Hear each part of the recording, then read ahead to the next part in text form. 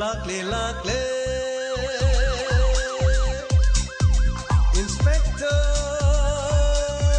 Tayai Tayai Tayai Ahan mamakta the Inspector Tayai tabiri basingmu James Sayurjamna taramnuk chobagaloina nai kokno no khurumjari khwaidagi sanglaba mono drama Inspector Tayai miyamna support tobidurunga sei fawbada chahi manga helaba fawba mai paktuna serial listing ani sujila kadori masi fawbadu support tobiri basimu haninga leitena thagachiri ngasi ge tangakta puduna lakchari ba listing amaga chatrit ka marfu daraga mapan suba tangka chathajari ba nobo tangka kasigina Ningol Punshi ahum suba saru Inspector Tayai ge tangka kasi aikona tonga tongan ba malem tholiba thodo wathok singa mari leinaba adom adongi puning loksing oinena bagi damak pujarupne masida laisu chena kanglon thogalon punamak makhal suna yauri mamage tangkhakta adomna tabikhre amita halaga labuk amada phumjinduna thamlamba adugi makha tarakpada mayumda mama mapa masak takhanki masigi matungda sanjita amadi romabati haibasi mamanabini haiba khangki makhoibu Inspector Tayai na chatuna inquiry tawkhirami amitadi makhoigi manakta laglami adubu makhoiga leminati haibu wafam haikhiram wari asigi makha sir madi kra mi makhal ama taiba moina susum tawba aduga mana haibasi yadragadi yamna anam kanba sudawi aduga madi langphang ka to karansu yamna tawdaba sir kari haigedabano khangthi romabati kariguma sengbadu khanglabadi ekhoida soidana haibiro segi kar sipaisal aduga mahak makhoigi mungmanungi minasu no khoida hingle I haina khale adubu nangi number si makhoigi ma koi pabung khoina khangdabadagi sanjita da phone toroga sanjita na suno khoide chatkani haibaduda na khoide leire haina makhoigi mama pana tuminare thogiba asumna numit nini sedum haukiba somdana si baksangna kanagino haiduna koina koi thi thiba matamda khangdana lakiba adubu imung manungi miyoina machano pigi khongul lirakibnati Kairo lekai gi mi ama khangna makhoigi machanopi halakte haibo wafamse hairakkiba masana masabu takthongningdaba kairo lekai gi mi haiba tare aduga imungdugi mi do khoina changaga hangobu matamda asibok chang yong yakiti namduni yengan magi likta e thabama medal du thaidana sir thabani sir e si nupa magi mamingla natraga magi mamingla sir magi maming sir anyway hojikan dinuk sinungon gi dum thaba leidana khudop ta ming thaba Jantra the Ming Thaba, Medal the Ming Thaba, Bakang le Sabigi, Hoisar, Adugum Sudum Lady Ledu, Mati Adugumanatisa, Magi Adumina Thaba, Ming Lerosa, Adudi, Nokugi Coles, the Ena Hoba, Tinaba, sir, Ena Hobadi, Sir Mayam Lane, sir, Adu, Coleski, Tineriba missing of the shoe, Marola Maditi the Bayar. Anyway, question about Aduga. Som Bobby Habio sir Mafam Masida Mahak ahing lake any have a Hiram de Habo from her Karishusing Navirunut Adongi Chanupi Arongani Hanadom Paka Pivodo anyway Adongi Chanupi Luna Tinaba Chanupi Haitarenico Amita Masakang the Bamina Hale Section view Chanupi Leva Maduga Ningol Popa Hausigam the Lubumatam Siguma Togdoxing si talked another mama passing a warriam, Tatana Sabiba, Matokte. Lupigi Tamoidi, Yamna Tazagal, Makwida, Mina Habisi, Yamna Hector Tazagal. Tazabudunukari Momatam the Tawai Mang, Namugimachakshu, Oidavanati. Harayamna, Chexili Makedi, Hena Pava Hibido, Oigadur. Fadeduti, Akoimo, Toxaruki, Fanisher, Sadot, sir. Number do Chingtola Vazala. Sir, Sarajendati, Luinashina Crisa. Call details record the young Adaman. Sir, good reason. Sir, stay the file of the Teresa. File Chinto. Crying on Angida. Sir, stay the briquette Cosilaga, number Amadi. Cry. Sir, stay the Yam Twin African coal to we had in a Sarajin stay the Mark Torgatari. Carino City. Sir, City, what is she? Am son of a Malisa? Mamindi. Sir. Moming si Simgi number the lady si Arun hai sir Arun Kari heba Amitagi Sanagi medal the E Thaba Mahaki Maming Amitani heba All details record of Fungi Arun Adudi Arungi Manakta Chapetani. Sir ꯑꯗꯨꯗꯤ ꯑꯔꯨꯟꯒꯤ ꯂꯩꯐꯝꯗꯤ ꯑꯔꯨꯟꯒꯤ ꯂꯩꯐꯝ ꯁꯤꯗ ꯔꯥꯖꯦꯅ ꯊꯥꯔꯛꯏꯁꯦ ꯁꯤꯗ ꯆꯠꯄ ꯇꯥꯔꯦ sir ꯑꯗꯨꯗꯤ ꯆꯂꯣ ꯒꯥꯔꯤ ꯊꯧꯔꯣ ꯍꯧꯖꯤꯛ ꯍꯧꯖꯤꯛ ꯃꯍꯥꯛ ꯀꯗꯥꯏꯗ ꯂꯩ ꯀꯔꯤ ꯇꯧꯔꯤ ꯍꯥꯏꯕꯗꯨ ꯌꯦꯡꯉꯒ ꯋꯥꯔꯤ ꯁꯥꯟꯅꯅꯕ ꯇꯧꯁꯤ ꯁꯔ ꯑꯗꯨ ꯑꯃꯨꯛ ꯂꯩꯔꯝꯗꯗꯅ ꯆꯦꯟꯈꯤ ꯂꯩꯔꯝꯃꯗꯤ ꯁꯔ ꯑꯗꯨꯗꯤ ꯁꯔ ꯃꯥꯒꯤ ꯃꯦꯗꯜꯗ A ꯊꯥꯔꯤꯗꯣ ꯑꯃꯤꯇꯥ ꯍꯥꯏꯕꯣꯏ ꯈꯜꯂꯦ ꯑꯗꯨꯒ ꯑꯃꯤꯇꯥ ꯍꯥꯏꯕ ꯑꯣꯏꯔꯝꯗ꯭ꯔꯦꯅꯦ ꯁꯔ ꯑꯗꯨꯗꯤ ꯍꯧꯖꯤꯛꯀꯤ ꯑꯔꯨꯟ ꯍꯥꯏꯗꯨꯒꯗꯤ ꯌꯥꯝ ꯆꯥꯟꯅꯕꯒꯤ ꯋꯥꯅꯤꯗ ꯁꯔ ꯑꯃꯤꯇꯥ ꯍꯥꯏꯔꯁꯨ ꯌꯥꯏ ꯑꯗꯨꯒ ꯑꯔꯨꯟꯒ ꯋꯥꯔꯤ ꯇꯣꯏꯅ ꯁꯥꯟꯅꯔꯤꯕꯅꯤꯅ ꯑꯔꯨꯟꯒ ꯃꯈꯣꯏꯅꯤ ꯁꯣꯏꯗꯅꯃꯛꯀꯤ ꯃꯔꯤ ꯂꯩꯅꯔꯝꯕ ꯇꯥꯏ ꯁꯔ ꯑꯗꯨꯒ ꯀꯔꯤꯅꯣ ꯃꯈꯣꯏꯒꯤ ꯃꯃꯥꯟꯅꯕꯤ ꯁꯟꯖꯤꯇꯥꯒ ꯔꯣꯃꯥꯕꯇꯤꯒꯤꯅ ꯑꯔꯨꯟꯒ ꯀꯣꯏꯅꯩ ꯍꯥꯏꯕꯁꯤ ꯈꯪꯗ꯭ꯔꯤꯁꯤꯕꯨ ꯀꯔꯝꯍꯥꯏꯅ ꯇꯧꯔꯤꯖꯥꯠꯅꯣ ꯁꯔ ꯃꯗꯨꯒꯤ ꯃꯇꯥꯡꯗꯨꯗꯤ ꯃꯈꯣꯏꯒꯤ ꯅꯝꯕꯔꯁꯨ ꯂꯩꯔꯦꯗꯅ ꯀꯣꯜ ꯇꯧꯔꯒ ꯍꯪꯒꯅꯤ ꯈꯪꯗꯦ ꯑꯃꯨꯛ ꯇꯉꯥꯏ ꯐꯗ꯭ꯔꯕꯗꯤ ꯑꯃꯨꯛ ꯎꯅꯔꯕꯁꯨ ꯎꯅꯕ ꯇꯥꯕꯅꯤ ꯑꯗꯨꯕꯨ ꯁꯔ ꯃꯈꯣꯏꯅ ꯂꯣꯠꯂꯤꯕꯁꯤꯒꯤ ꯃꯔꯝꯁꯤꯅ ꯁꯔ ꯃꯈꯣꯏ ꯃꯃꯥꯟꯅꯕꯤꯅꯤ ꯀꯥꯏꯅ ꯀꯔꯤꯅೋ ꯀꯟꯊꯣꯛ ꯀꯟꯖꯤꯟꯒ ꯇꯧꯔꯒ ꯀꯟꯈꯠꯅꯕꯤꯒ ꯇꯧꯔꯤꯖꯥꯠꯂ ꯁꯔ ꯑꯗꯨ ꯑꯣꯏꯔꯝꯕꯁꯨ ꯌꯥꯏ ꯃꯔꯝ ꯑꯃ ꯑꯣꯏꯔꯝꯕꯁꯨ ꯌꯥꯏ ꯇꯁꯦꯡꯅ ꯈꯪꯗꯕ ꯑꯣꯏꯔꯝꯕꯁꯨ ꯌꯥꯏ ꯀꯅꯥꯒꯨꯝꯕꯗꯤ ꯃꯈꯣꯏꯅ ꯂꯩꯅꯔꯤꯕ ꯅꯨꯡꯁꯤꯅꯕꯒꯤ ꯃꯔꯤ ꯑꯁꯦ ꯃꯃꯥꯟꯅꯕꯤ ꯏꯃꯨꯡ ꯃꯅꯨꯡ ꯐꯥꯎꯕ ꯈꯪꯍꯟꯗꯕꯁꯨ ꯂꯩ ꯊꯧꯔꯣ ꯉꯝꯃꯩ ꯐꯅꯤ ꯁꯔ ꯑꯁꯦꯡꯕꯗꯨ ꯀꯔꯤꯒꯨꯝꯕ ꯑꯔꯨꯟ ꯍꯥꯏꯗꯨ ꯑꯣꯏꯔꯝꯃꯗꯤ ꯐꯅꯤꯗ ꯁꯔ ꯆꯂꯣ ꯉꯝꯃꯩ ꯍꯪꯂꯒ ꯈꯪꯒꯗꯕꯅꯤ ꯆꯂꯣ ꯊꯧꯔꯣ ꯑꯁꯨꯝꯅ ꯏꯟꯁꯄꯦꯛꯇꯔ ꯇꯌꯥꯏ ꯔꯣꯃꯥꯕꯇꯤꯒꯤ ꯃꯅꯥꯛꯇ ꯂꯥꯛꯂꯝꯕ ꯑꯗꯨꯗꯒꯤ ꯑꯃꯨꯛ ꯍꯟꯅ ꯊꯣꯛꯂꯛꯄ ꯃꯇꯝꯗ ꯃꯈꯣꯏꯅ ꯀꯣꯜ ꯗꯤꯇꯦꯜꯁ ꯔꯦꯀꯣꯔꯗꯇ ꯔꯥꯖꯦꯅ ꯆꯤꯡꯊꯣꯛꯂꯒ ꯃꯗꯨꯒꯤ ꯐꯥꯏꯜ ꯑꯗꯨ WhatsAppꯇ ꯊꯥꯔꯛꯈꯤꯔꯝꯃꯤ ꯑꯁꯨꯝꯅ WhatsAppꯇ ꯊꯥꯔꯛꯄ ꯑꯗꯨꯗ ꯀꯔꯦꯛꯁꯟ ꯇꯧꯔꯒ ꯌꯥꯝꯅ ꯐ꯭ꯔꯤꯀ꯭ꯋꯦꯟ ꯀꯣꯜ ꯈ꯭ꯋꯥꯏꯗꯒꯤ ꯃꯁꯤꯡ ꯌꯥꯝꯅ ꯀꯣꯜ ꯇꯧꯕꯗꯨ ꯑꯔꯨꯟꯅꯤ ꯍꯥꯏꯗꯨꯅ ꯔꯥꯖꯦꯅ ꯏꯔꯒ ꯄꯤꯔꯛꯈꯤ ꯃꯁꯤ ꯈꯛꯇ ꯅꯠꯇꯅ ꯑꯔꯨꯟ ꯍꯥꯏꯔꯤꯕ ꯃꯤꯑꯣꯏ ꯑꯁꯤꯒꯤ ꯑꯦꯗ꯭ꯔꯦꯁ ꯃꯃꯥ ꯃꯄꯥꯒꯤ ꯃꯃꯤꯡꯅꯆꯤꯡꯕ ꯄꯨꯂꯞ ꯗꯤꯇꯦꯜꯁ ꯊꯥꯔꯛꯈꯤꯔꯝꯃꯤ ꯍꯟꯗꯛꯀꯤ ꯃꯇꯥꯡ ꯑꯁꯤꯗꯗꯤ ꯁꯣꯏꯗꯅꯃꯛꯀꯤ ꯑꯔꯨꯟ ꯍꯥꯏꯔꯤꯕꯁꯤ ꯃꯤꯍꯥꯠꯄ ꯑꯣꯏꯔꯒꯅꯤ ꯍꯥꯏꯅ ꯊꯥꯖꯕꯒ ꯂꯣꯏꯅꯅ ꯑꯔꯨꯟꯒꯤ ꯌꯨꯝꯗ ꯏꯟꯁꯄꯦꯛꯇꯔ ꯇꯌꯥꯏꯒꯤ ꯇꯤꯝ ꯌꯧꯁꯤꯜꯂꯛꯈꯤꯔꯝꯃꯤ ꯀꯃꯥꯏ ꯌꯧꯁꯤꯜꯂꯦ ꯐꯅꯤ ꯁꯔ ꯈꯝꯖꯔꯒꯦ ꯁꯔ ꯂꯩꯔꯝꯃꯗꯤ ꯅꯨꯡꯉꯥꯏꯅꯤꯗ ꯁꯔ ꯈꯝꯃꯣ ꯂꯥꯛꯑꯣ ꯀꯨꯝꯃꯁꯤ ꯂꯥꯛꯑꯣ ꯁꯔ ꯑꯗꯩꯗ ꯑꯍꯜ ꯑꯃꯗꯤ ꯂꯩꯕ ꯎꯔꯦꯗ ꯁꯔ ꯂꯥꯛꯑꯣ ꯌꯦꯡꯁꯤ ꯂꯥꯛꯑꯣ ꯀꯅꯥꯅꯣ ꯑꯍꯜ ꯂꯃꯟꯁꯤꯡ ꯑꯣꯏꯔꯤꯕ꯭ꯔꯥ ꯀꯔꯤꯅꯣ ꯃꯍꯥꯛ ꯃꯁꯥ ꯂꯩꯕ꯭ꯔꯥ ꯂꯩꯇꯕ꯭ꯔꯥ ꯑꯩꯗꯣ ꯍꯪꯉꯁꯤ ꯐꯅꯤ ꯁꯔ ꯍꯪꯉꯣ ꯑꯃꯨꯛꯇ ꯍꯪꯁꯤ ꯄꯥꯕꯨꯡ ꯀꯔꯤꯅꯣꯝꯇ ꯍꯪꯖꯒꯦꯕ ꯄꯥꯕꯨꯡ ꯏꯕꯨꯡꯉꯣ ꯀꯔꯤ ꯇꯧꯔꯦ ꯏꯕꯨꯡꯉꯣ ꯀꯔꯤ ꯂꯩꯔꯦ ꯄꯨꯂꯤꯁ ꯉꯥꯛꯇꯅꯤꯅꯦ ꯀꯔꯤ ꯇꯧꯔꯦ ꯏꯕꯨꯡꯉꯣ ꯄꯥꯕꯨꯡ ꯁꯨꯃꯥꯏꯅ ꯇꯧꯕ ꯁꯤ ꯌꯨꯝꯁꯦ ꯑꯔꯨꯟ ꯈꯣꯏꯒꯤ ꯌꯨꯝ ꯑꯣꯏꯕꯤꯕ꯭ꯔꯣ ꯃꯥꯅꯤ ꯑꯔꯨꯟꯒꯤꯅꯤ ꯀꯔꯤ ꯇꯧꯔꯦ ꯏꯕꯨꯡꯉꯣ ꯃꯥꯗꯤ ꯌꯨꯝꯗ ꯂꯩꯇꯦ ꯀꯅꯥ ꯀꯩꯗꯧꯕ ꯌꯥꯎꯔꯦ ꯈꯠꯅ ꯆꯩꯅꯕꯒ ꯌꯥꯎꯔꯕ꯭ꯔꯥ ꯏꯕꯨꯡꯉꯣ ꯀꯩꯗꯧꯔꯦ ꯄꯥꯕꯨꯡ ꯑꯔꯨꯟ ꯁꯤ ꯀꯗꯥꯏꯗꯅꯣ ꯆꯠꯈ꯭ꯔꯤꯁꯦ ꯃꯥꯗꯤ ꯌꯨꯅꯤꯚꯔꯁꯤꯇꯤꯗ ꯆꯠꯈꯤꯕꯅꯤꯅꯦ ꯀꯔꯤ ꯂꯩꯔꯦ ꯏꯕꯨꯡꯉꯣ ꯀꯣꯂꯦꯖꯇ ꯚꯣꯠꯀꯤ ꯀꯔꯤꯒꯤꯒ ꯈꯠꯅꯕ ꯃꯣꯏ ꯌꯨꯅꯤꯚꯔꯁꯤꯇꯤꯒꯤ ꯁꯥꯇ꯭ꯔ ꯒ꯭ꯔꯨꯞ ꯁꯦꯝꯃꯒ ꯀꯔꯤꯅꯣ ꯑꯃꯒꯤ ꯀꯥꯡꯕꯨꯅ ꯇꯧꯕꯗꯣ ꯃꯔꯩ ꯇꯧꯅꯕ ꯌꯥꯎꯅꯔꯕ ꯏꯕꯨꯡꯉꯣ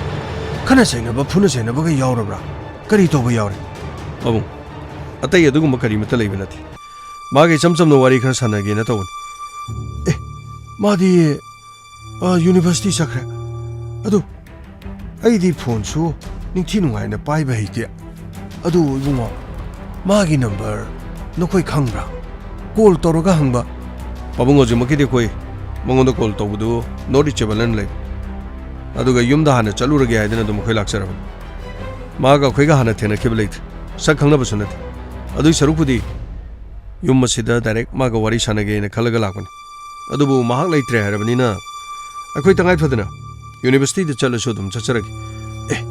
ꯀꯔꯤꯅꯣ ꯏꯕꯨꯡꯉꯣ ꯌꯥꯝꯅ ꯂꯨꯕ ꯊꯕꯛꯂꯥ ꯌꯨꯅꯤꯚꯔꯁꯤꯇꯤꯗ ꯂꯩꯔꯤꯉꯩꯗ ꯃꯍꯩ ꯇꯝꯂꯤꯉꯩꯗ ꯄꯨꯂꯤꯁ ꯆꯪꯉꯒ ꯋꯥꯍꯪ ꯄꯥꯎꯍꯪꯕ ꯌꯥꯕ꯭ꯔꯥꯅꯦ ꯏꯕꯨꯡꯉꯣ ꯑꯗꯨꯒꯨꯝꯕ ꯆꯠꯅꯕꯤꯒꯥꯏꯁꯨ ꯂꯩꯈ꯭ꯔꯕ꯭ꯔꯥ ꯄꯥꯕꯨꯡ ꯃꯉꯣꯟꯗ ꯀꯔꯤꯁꯨ ꯑꯌꯦꯠꯄ ꯃꯍꯩ ꯇꯝꯕꯗ ꯄꯤꯒꯗꯕ ꯂꯩꯇꯦ ꯄꯥꯕꯨꯡ ꯑꯗꯣ ꯄꯥꯕꯨꯡ ꯋꯥꯐꯝ ꯑꯝꯇ ꯍꯪꯖꯒꯦ ꯄꯥꯕꯨꯡꯅ ꯈꯪꯒꯗ꯭ꯔꯥ ꯈꯪꯉꯣꯏꯗ꯭ꯔꯗꯤ ꯈꯪꯗ꯭ꯔꯦ ꯄꯥꯕꯨꯡ ꯑꯃꯤꯇꯥ ꯀꯧꯕ ꯅꯨꯄꯤ ꯑꯃ ꯄꯥꯕꯨꯡ ꯈꯪꯕꯤꯕ꯭ꯔꯥ ꯀꯅꯥꯅꯣ ꯑꯃꯤꯇꯥ ꯍꯥꯏꯁꯤꯅ ꯀꯔꯤ ꯇꯧꯔꯕꯅꯣ ꯏꯕꯨꯡꯉꯣ ꯃꯥꯅ ꯅꯈꯣꯏ ꯅꯦꯛꯑꯒ ꯊꯥꯖꯤꯜꯂꯛꯏꯕ꯭ꯔꯥ ꯀꯔꯤꯅꯣ ꯏꯆꯥꯅꯨꯄꯥꯗ ꯀꯔꯤ ꯏꯃꯨꯡ ꯃꯔꯥꯟ ꯁꯤꯔꯤꯖꯥꯠꯂꯅꯤ ꯏꯕꯨꯡꯉꯣ ꯑꯃꯤꯇꯥ ꯍꯥꯏꯁꯤꯅ ꯀꯅꯥ ꯑꯣꯏꯔꯕꯅꯣꯅꯦ ꯏꯕꯨꯡꯉꯣ ꯍꯣ ꯄꯥꯕꯨꯡ ꯇꯁꯦꯡꯅꯃꯛꯀꯤ ꯈꯪꯕꯤꯗꯕ ꯑꯣꯏꯔꯝꯗꯧ ꯃꯥꯜꯂꯦ ꯑꯃꯤꯇꯥ ꯍꯥꯏꯔꯤꯁꯤ ꯉꯁꯤ ꯉꯔꯥꯡ ꯈꯕꯔꯗꯒ ꯌꯥꯎꯈꯤꯕꯅꯤ ꯂꯧꯕꯨꯛꯇ ꯅꯨꯄꯤ ꯑꯃ ꯁꯤꯔꯒ ꯂꯩꯔꯝꯃꯦ ꯍꯥꯏꯕ ꯋꯥꯐꯝ ꯃꯃꯤꯡ ꯑꯃꯤꯇꯥ ꯃꯍꯥꯛꯁꯨ ꯑꯔꯨꯟ ꯈꯣꯏꯒ ꯌꯨꯅꯤꯚꯔꯁꯤꯇꯤꯗ ꯄꯨꯟꯅ ꯃꯍꯩ ꯇꯝꯃꯤꯟꯅꯕꯅꯤ ꯑꯗ ꯃꯥꯒꯤ ꯃꯤꯁꯤꯒꯤ ꯃꯇꯥꯡꯗ ꯑꯔꯨꯟꯗ ꯀꯔꯤꯒꯨꯝꯕ ꯋꯥꯍꯪ ꯈꯔꯗꯪ ꯍꯪꯒꯦ ꯍꯥꯏꯗꯅ ꯑꯩꯈꯣꯏ ꯃꯥ ꯀꯣꯟꯅꯖꯒꯦꯅ ꯂꯥꯛꯄꯅꯤ ꯏꯕꯨꯡꯉꯣ ꯃꯥꯗꯤ ꯑꯗꯨꯒꯨꯝꯕ ꯊꯕꯛꯀꯗꯤ ꯃꯉꯣꯟꯗ ꯆꯪꯉꯣꯏ ꯃꯥꯗꯤ Loi topper ngaktani. 10 da su topper. 12 da su topper. As madi mahi masing larik la su da thawai yaw kraba. Madi bungo adugumba mi si mina mi hat mi pun. Adu mi wa ma kasu khangamo. Adudi mana tarang ngak tungakan. Kasu kai di bungo. Noi university chalaga ne. Adu ma wari dum sano. Ma karim ta hairoi. Madi ni yam na sana masabu. Yam na thaja jaba. Punshi bu yam na nungsi jaba. Mahi masing larik tamada. Aigi chano paji dine. Yam na thawai yaw jaba jan. Masidagi hena atopa kari su leba jan ate dei bungo. Ibungo khoina aina haise lana khanga dadi khangdre ko. Babung akhoi kari mata lana khanba leijadi. Babung na haibiri ba wafam duda adong ichano pasi mahi masing da thawai yam na yawba mi amane haibasidi babung na so haibiri ko. Adudi babung ma kamukto unaraga wari khar sana jagadaba. Makhoi gi class adu di yawriba mi ayam koi wahong pang loin tawgadaban. Tamna na babung mabu ekte koi wahong pang lagi pharagi pulagi na lakuna tig. Babung namu wafam asi chano padu hore namu seran tura namu tamuni ko babung. Ha ibungo ai karim ta tamu ibungo. Adudi nakhoi university de chalaga unaru ne ko adudi ibungo. Pare babung adudi akhoi soiduna unajaruragi. Babung wari sana bayam no. Babung se akhoi de support tawi. Ichano pabu lotion ge haiba wakan babung de lekti. University de chalaga unaro aduga ichano padi larik te thawai yawbani ma kari mata yadaba leiro support torokani haiba wafam su babung na haibire asumani bungo ai isano pa aina thagat pagi wanati mama mapa na machabudi nungsibani na fataba macha phawbada wangma thakta loina thangkhaliba fatre haiba macha du mina ngangmada sawbu ngamlibani da ai bungo ai gi oinadi adu madu kari su leite chalo bungo na khoi unaru ro ko unaru phani babung adudi ekhoi thokcharugi lawnga sa chana batoslo karino sir makhoi gi babung sidi yamna karino mabuk phaba haibra karino machano pa unau yani gaina hari so kamai to bujano sir gamai university de chala kari lege du yangas wari watai khar sana da badi yaro kari gi damta mangna amita ga wari adukki matik sanari bana madu da natana ayama matamda pungkhai pungani aduga pungama yamdrabada minute 3 minute 3 ayamana diwali su yam phajana sanari masina takpadi makhoi ni soidana maki anakpa mari leinaramasai adubo sir hujiki nupa adu e kaubani ne magi do karino e kaubadi sir arun kaubani na sir e na hobani na hariba sir e na hobudu di arun haiba sudum yare amita haiba sudum yare e tharabani haiduna arun nekta tobani haiduna kitnambadi yar wari sanar kanda karigo makhadi soidana khangani magi wanga mugi mo body language wahi wata thogolon beba puramak singda soidana maki karigo makhada koina khangani na kal law chana batosi Santos sir chana batosi law pani sir law come on chachi mo hai ga dori de university da mo karo ga tare ne tawrisi university da mo tarong dori badana karino mana mo ai di khangde ga na mo tawradi tomai yoro khangada chalo pani sir asumna inspector tayina call details record phanglakiba arun mahaki yumda chatpa matamda mapa asonba ama leramadu thengnarak loinana mapa aduni yamna positive oina machaga wari sanaraga khangani adubu amita haribududi kanano khangde haibu wafam hairaki loinana misi adugi matangda mahaki machanupaga kariguma hiram amatada mari leinarumgadaba mandi maramdi mahaki machanupa 12 ta amadi metric na chingbasing top taduna dumak lakiba larik tamada thawai yogjaba miyoi amani haibu wafam sidi mapan hairaki asumna inspector tayagi tim adu university da lakirami nakanamada makoi gari khamlaga classroom da changaga arun unanabagi dama honarami asumna arun kadai de lebagi haiduna mahaki department khangdoklaga mathang hangnaraga arunna leiriba classroom adu da laki arun tasenama class attend tawduna leiram ngahakta ngairaba matungda mahaka wari sananabagi tanja adu laukiram amadi police ki team mafam adu ngaiduna leiringai maha tapna thorakkirame sir aside de nupa ma khoi gi manakta laisi oram dong mali sir oh hoirongani arun mani sir ai arun kaujai sir sir adum kaurasu ai station da dum la su laksagadabadu sir khoina ai bu class to ngai da matam sir khoi kari mata kai belai koi su university se lakta ba yamna koi yamna honglame adungai gi matam adudi natri anyway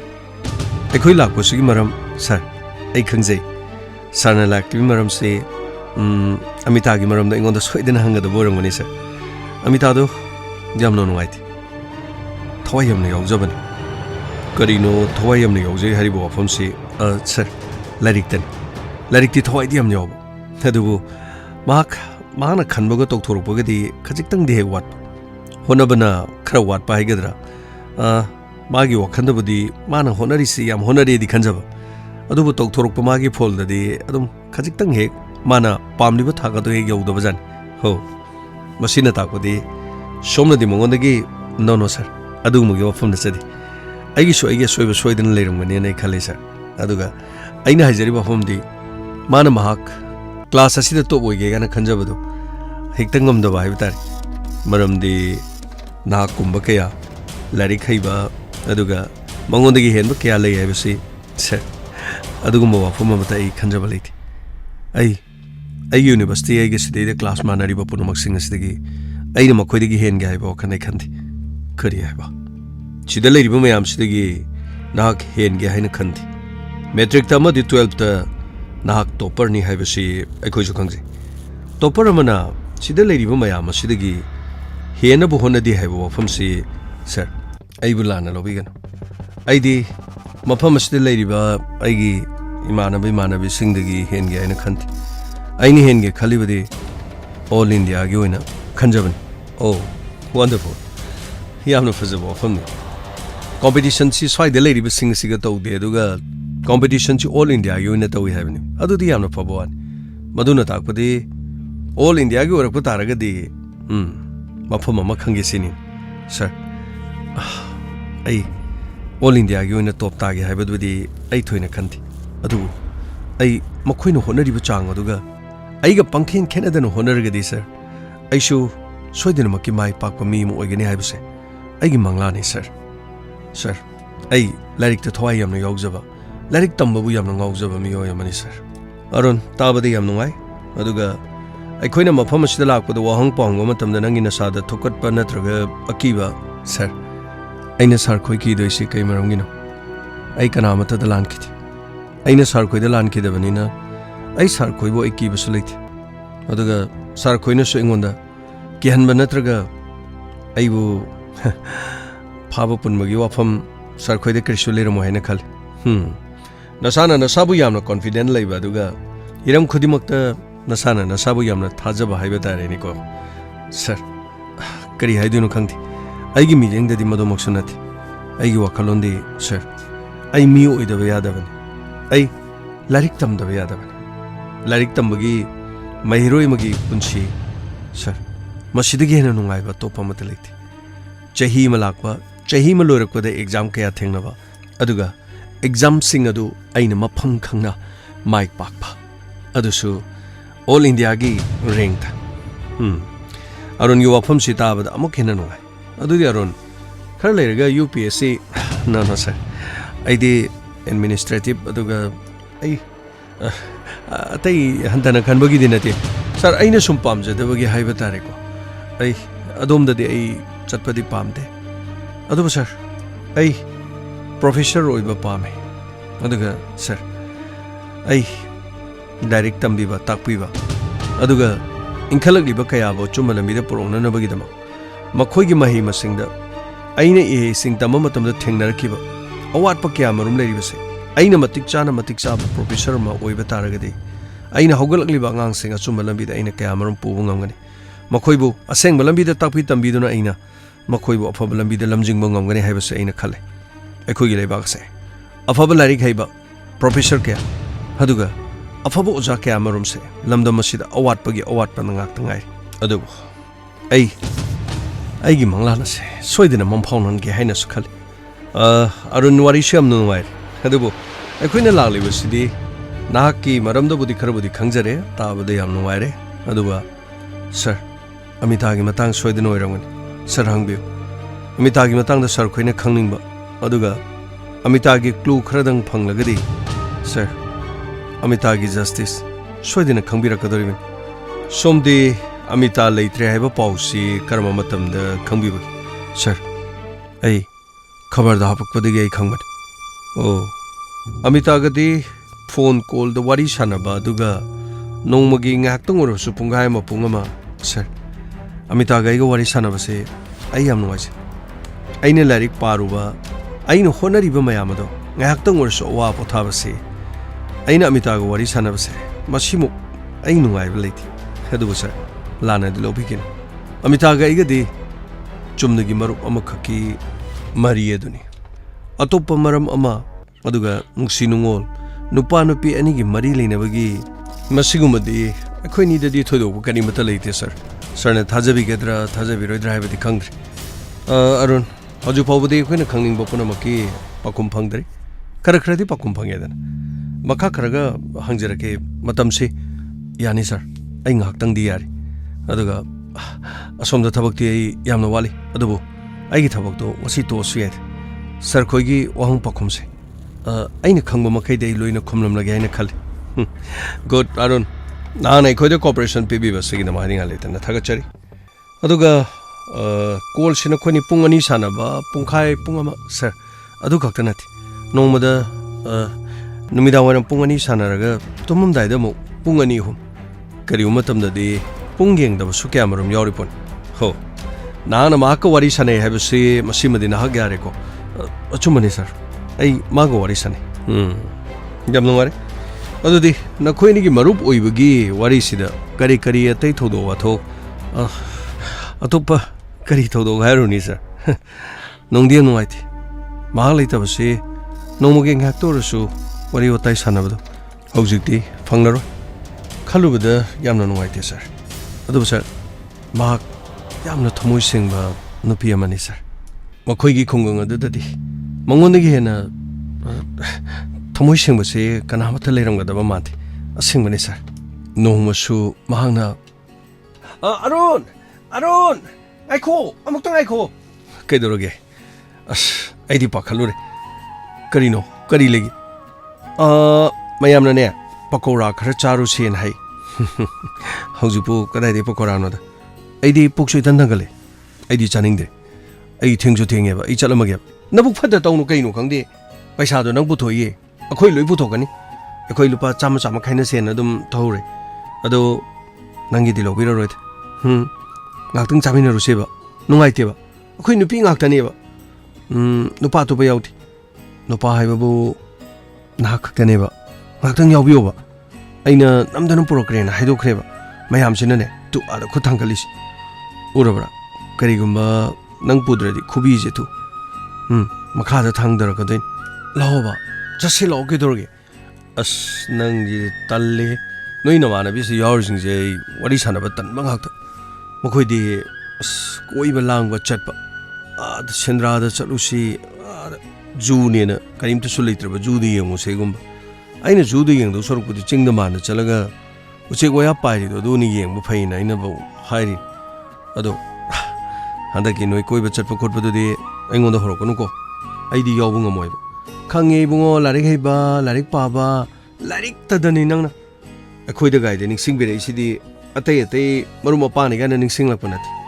nangi larik pa bai pa ba namit to loi sok tharaga nasa sok thara kanda wari watai sanaraga ngaktang te khana na bani ga wari sanara maga duga uigi dorin larik pa ba ya ba pa roraga dom adagi di mo ayu angan bada masinu pa se tumra yenge aduga haugat pri yenge phone ga toksilu badi larik pari na dum hari nahaki honabagi mongsta khoina ngamjaba nathi college da topper oige so nahak lairingai di nahak te aina so hengar ba kaimta ngamaroi da yares nang na marolama mayam se manak ta sasilos yari lo adudi ai porok pasi makhoi loina ma harawrani adudi yam nungai yare ke dorge lo sasilos thengre lo ai amu yam thuna mu yum da sakadaba leyo as hairu raga magi ni yum da satpa ji ke do doino yum da satpa ji larik paro doino ꯑꯩ ꯄꯨꯡꯁꯤꯡ ꯌꯧꯔꯛꯀꯗꯧꯔꯦꯕ ꯁꯤ ꯃꯇꯝ ꯌꯥꯝ ꯃꯥꯡꯕ ꯌꯥꯕ ꯅꯠꯇꯦ ꯅꯈꯣꯏꯒꯤ ꯑꯁꯤ ꯂꯩꯗꯣꯏꯁꯦ ꯁꯨꯞꯅꯇꯪꯒꯤ ꯑꯩ ꯃꯤꯅꯤꯠ 10 ꯀꯣ ꯑꯗꯨꯒꯤ ꯃꯇꯨꯡꯗꯒꯤꯗꯤ ꯑꯩ ꯆꯠꯈꯤꯕ ꯅꯍꯥꯛꯅꯁꯨꯅꯦ ꯑꯩꯕꯨ ꯊꯥꯗꯣꯛꯅꯕ ꯑꯗꯨꯝ ꯁꯤꯟꯕꯤꯔꯣ ꯑꯩ ꯁꯤꯜꯂꯛꯀꯅꯤ ꯈꯜꯂꯤ ꯍꯣꯏꯕ ꯑꯩ ꯑꯗꯨꯝ ꯁꯤꯜꯂꯛꯀꯦꯕ ꯀꯔꯤꯅꯣ ꯈꯪꯗꯦ ꯂꯥꯛꯑꯣ ꯆꯠꯁꯤ ꯂꯥꯛꯑꯣ ꯑꯗꯨꯕꯨ ꯑꯔꯨꯟ ꯅꯣꯡꯃꯗ ꯄꯨꯡ 2 ꯄꯨꯡ 1 ꯑꯗꯨꯒ ꯑꯩꯈꯣꯏꯒꯤ ꯀꯣꯜ ꯗꯤꯇꯦꯜꯁ ꯔꯦꯀꯣꯔꯗꯁꯤꯗꯤ ꯁꯨꯞꯅꯇꯪꯒꯤ ꯊꯥ 2-3 ꯈꯛꯇꯒꯤꯅꯤ ꯃꯗꯨꯒꯤ ꯃꯃꯥꯡꯗꯁꯨ ꯑꯩꯈꯣꯏ ꯆꯤꯡꯊꯣꯛꯑꯒ ꯌꯦꯡꯗ꯭ꯔꯤ ꯅꯍꯥꯛꯀ ꯋꯥꯔꯤ ꯁꯥꯟꯅꯩ ꯍꯥꯏꯕꯁꯤꯗꯤ ꯁꯔ ꯈꯣꯏꯅ ꯑꯩꯒ ꯋꯥꯔꯤ ꯁꯥꯟꯅꯩ ꯍꯥꯏꯕ ꯋꯥꯐꯝꯗꯣ ꯑꯩ ꯇꯥꯕꯗꯒꯤ ꯁꯔ ꯑꯩꯒꯤ ꯀꯣꯜ ꯗꯤꯇꯦꯜꯁ ꯔꯦꯀꯣꯔꯗ ꯁꯔ ꯈꯣꯏ ꯁꯣꯏꯗꯅ ꯆꯤꯡꯊꯣꯛꯑꯃꯅꯤ ꯑꯁꯤ ꯑꯩ ꯑꯗꯨꯝ ꯈꯪꯉꯤ ꯑꯣ ꯑꯗꯨꯗꯤ ꯄꯨꯂꯤꯁ ꯏꯟꯚꯦꯁꯇꯤꯒꯦꯁꯟꯒꯤ ꯃꯔꯝꯗꯁꯨ ꯃꯨꯟꯅ ꯑꯩꯈꯣꯏ ꯄꯨꯝꯅꯃꯛ ꯄꯨꯂꯤꯁ ꯑꯣꯏꯗ꯭ꯔꯕꯁꯨ ꯃꯤꯆꯝ ꯑꯣꯏꯔꯕꯁꯨ ꯄꯨꯂꯤꯁꯅ ꯏꯟꯚꯦꯁꯇꯤꯒꯦꯁꯟ ꯀꯔꯝꯅ ꯇꯧꯏ ꯑꯗꯨꯒ ꯃꯤ ꯑꯃ ꯂꯩꯇꯕ ꯃꯇꯝꯗ ꯏꯟꯚꯦꯁꯇꯤꯒꯦꯁꯟꯒꯤ ꯊꯥꯛ ꯀꯗꯥꯏ ꯐꯥꯎꯕ ꯆꯪꯁꯤꯟꯕ ꯌꯥꯏ ꯄꯨꯂꯤꯁꯅ ꯀꯔꯤ ꯀꯔꯤ ꯇꯧꯔꯒ ꯃꯔꯥ ꯂꯩꯕ ꯃꯤꯕꯨ ꯐꯒꯠꯂꯤ ꯁꯔ ꯃꯁꯤꯗꯤ ꯑꯩꯈꯣꯏ ꯂꯣꯏꯅ ꯈꯪꯕ ꯐꯩ ꯁꯔ ꯑꯩꯈꯣꯏ ꯂꯥꯏꯔꯤꯛ ꯇꯝꯃꯤꯁꯤ ꯁꯔ ꯃꯁꯤꯁꯨ ꯃꯅꯨꯡ ꯆꯟꯅ ꯑꯣ ꯒꯨꯗ ꯌꯥꯝꯅ ꯐꯕ ꯋꯥꯐꯝꯅꯤ ꯑꯔꯨꯟꯁꯤ all rounder ni haibadane everything arun khangdaba leiti sir khoina pangtha thagat pire ai madumakti haijakhiba leiti sir ai mahiro yamana mana khangadaba si sir tammiba lairik tu khak natti haibadare experience punamak sing mangda mayok nariba amadi mayok nagadaba sing adusu sir madudi khangdaba yadaba sir ai wafam si lana di lobiganu ko aduga sir ꯑꯩꯉꯣꯟꯗ ꯑꯇꯩ ꯈꯪꯕꯤꯅꯤꯡꯕ ꯂꯩꯔꯒꯗꯤ ꯍꯪꯕꯤꯌꯣ sir ꯑꯩ ꯇꯁꯦꯡꯅ ꯃꯃꯥꯒ ꯋꯥꯔꯤ ꯁꯥꯟꯅꯩ ꯑꯩ ꯅꯣꯡꯃꯗ ꯄꯨꯡ 2-3 ꯋꯥꯔꯤ ꯁꯥꯟꯅꯕ ꯌꯥꯎꯏ ꯑꯗꯨꯒ ꯁꯔ ꯀꯣꯂꯦꯖꯇꯁꯨ ꯑꯩ ꯈꯛꯇ ꯅꯠꯇꯦ ꯑꯩꯈꯣꯏ ꯁꯤꯗ ꯂꯩꯔꯤ ꯃꯌꯥꯝꯁꯦ ꯑꯩꯈꯣꯏꯗꯤ ꯄꯨꯂꯞ ꯑꯗꯨꯝ ꯂꯣꯏꯅ ꯇꯤꯟꯅꯩ ꯍꯥꯏꯇꯥꯔꯦ ꯁꯔ ꯑꯦꯅꯤ ꯑꯣꯐ ꯋꯥꯟ ꯁꯤꯗ ꯂꯩꯔꯤ ꯃꯌꯥꯝꯁꯤꯗ ꯁꯔ ꯑꯩ ꯑꯃꯗꯤ ꯑꯃꯤꯇꯥꯒꯤ ꯃꯔꯝꯗ ꯑꯗꯨꯒ ꯁꯟꯖꯤꯇꯥꯒꯤ ꯃꯔꯝꯗ ꯔꯣꯃꯥꯕꯇꯤꯒꯤ ꯃꯔꯝꯗ ꯂꯣꯏꯅ ꯍꯪꯕꯤꯌꯨ ꯁꯔ ꯑꯦꯚ꯭ꯔꯤꯊꯤꯡ ꯂꯣꯏꯅ ꯈꯪꯒꯅꯤ ꯁꯔ ꯑꯩꯈꯣꯏ ꯁꯤꯗ ꯀꯅꯥꯁꯨ ꯀꯔꯤꯁꯨ ꯑꯗꯨꯝ ꯂꯣꯠꯁꯤꯟꯅꯕ ꯂꯩꯇꯦ ꯑꯗꯨꯒ ꯁꯔ ꯁꯤꯗ ꯂꯩꯔꯤ ꯃꯌꯥꯝꯁꯤꯗꯁꯨ ꯑꯗꯨꯝ ꯍꯪꯕꯤꯌꯨ ꯑꯩꯒ ꯑꯃꯤꯇꯥꯒ ꯅꯨꯡꯁꯤ ꯅꯨꯡꯉꯣꯟ ꯃꯔꯤ ꯂꯩꯅꯈꯤꯕ ꯌꯥꯎꯏ ꯍꯥꯏꯕ ꯋꯥꯐꯝꯁꯦ ꯁꯤꯗ ꯂꯩꯔꯤꯕ ꯑꯗꯨꯒ ꯑꯩꯈꯣꯏꯒꯤ ꯀ꯭ꯂꯥꯁ ꯑꯁꯤꯒꯤ ꯌꯥꯎꯔꯤꯕ ꯄꯨꯝꯅꯃꯛꯁꯤꯡꯗ ꯁꯔ ꯗꯤꯇꯦꯜꯁ ꯑꯃ ꯌꯦꯡꯊꯣꯛꯄꯤꯔꯒ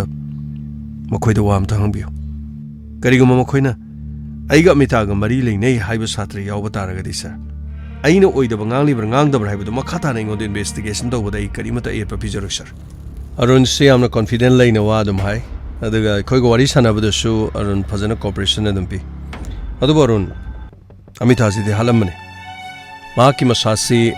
ꯈ꯭ꯋꯥꯡꯗꯒꯤꯅ ꯃꯈꯥ ꯊꯪꯕ ꯁꯔꯨꯛꯁꯤ ꯐꯨꯝꯖꯤꯜꯂꯒ ꯊꯝꯃꯝꯕꯅꯤ ꯃꯊꯛꯇꯨꯅ ꯂꯩꯃꯥꯏꯗ ꯈ꯭ꯋꯥꯏꯗꯒꯤ ꯂꯨꯔꯤꯕ ꯑꯃꯅ ꯃꯥꯅ ꯁꯦꯠꯂꯤꯕ ꯗ꯭ꯔꯦꯁ ꯑꯁꯤ ꯃꯥꯅ ꯌꯨꯝꯗ ꯇꯣꯏꯅ ꯁꯦꯠꯇꯕ ꯗ꯭ꯔꯦꯁ ꯃꯈꯜ ꯑꯃꯅꯤ ꯗ꯭ꯔꯦꯁ ꯑꯁꯤ ꯀꯣꯟꯅ ꯁꯦꯠꯆꯤꯟꯕꯤꯔꯝꯕ꯭ꯔꯥ ꯍꯥꯏꯕ ꯋꯥꯐꯝꯅꯤ